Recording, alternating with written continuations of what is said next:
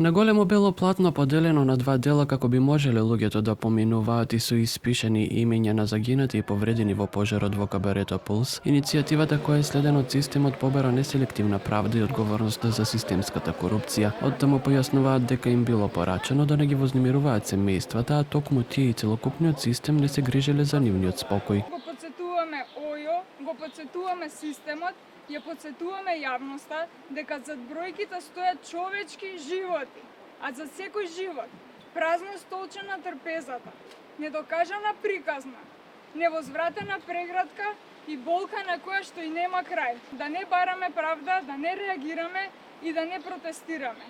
Ни порача, не ги вознемирувајте, не го вознемирувајте спокојот на семејствата, но тие никогаш не се грижаа за спокојот на семејствата. Тие беа загрижени за нивниот спокој, нивниот партиско-политички спокој и сакаа да ја прифатиме амнезијата како нова национална доблест. Од кое следен велат дека нема да се помират со ова секојдневие, напротив ќе има отпор против системот. Граѓаните на Кочани протестираат секоја недела, од кое следен повикаа на поддршка и за утрешниот марш за ангелите, на кој ќе присуствуваат и тие. Семејствата на загинатите и повредените беа оставени сами. Во предградките на тишината, во предградките на заборавот, системот секојдневно не повикуваше да не зборувам.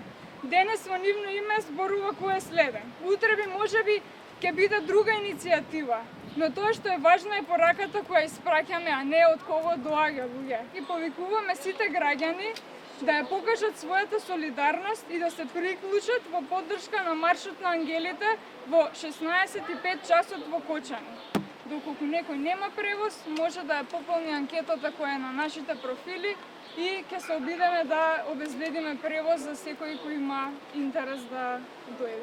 Поминаа 2 месеца од денот кога забавата во Кочанската дискотека прерасна во трагедија која зема 62 млади животи и имаше околу 200 повредени, од кои добар дел првично се лекуваа во странство.